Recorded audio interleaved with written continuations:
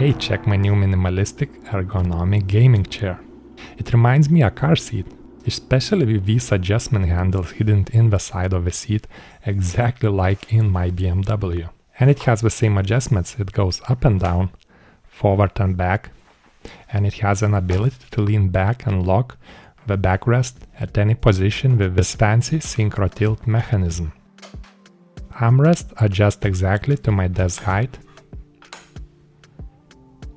and I'm a big dude, 2 meters height and 100 kilos, yet headrest and backrest adjust to accommodate my size perfectly. I have tested 2 more ergonomic chairs this year, and those advertised more adjustments, but half of those look completely pointless.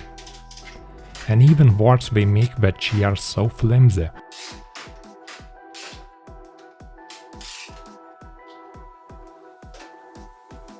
All those extra adjustments even collapses on the HBADA E3 Pro model, which makes me like this minimalistic approach even more on the Fractal Refine. And it is the chair I'm keeping from all 3 tested. It was the only chair with super easy 5 steps assembly. All that practice making easy to assemble PC cases shines here, and I chose a mesh model, so it will be cool to sit in summer.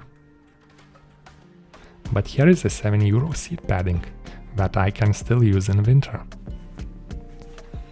By the way, cloth on the seat is super soft and pleasant to touch, but there is even a softer version with Alcantara finish. Yes, Alcantara finish option exactly like in a luxury car brand. Any downsides on it?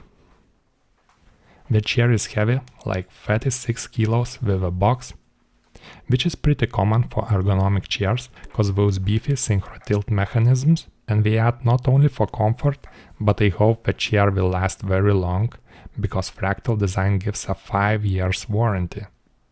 So this is my new chair, you will see it often in my future videos, and you can find all product links down in the video description. Thanks for watching, see you in the next one.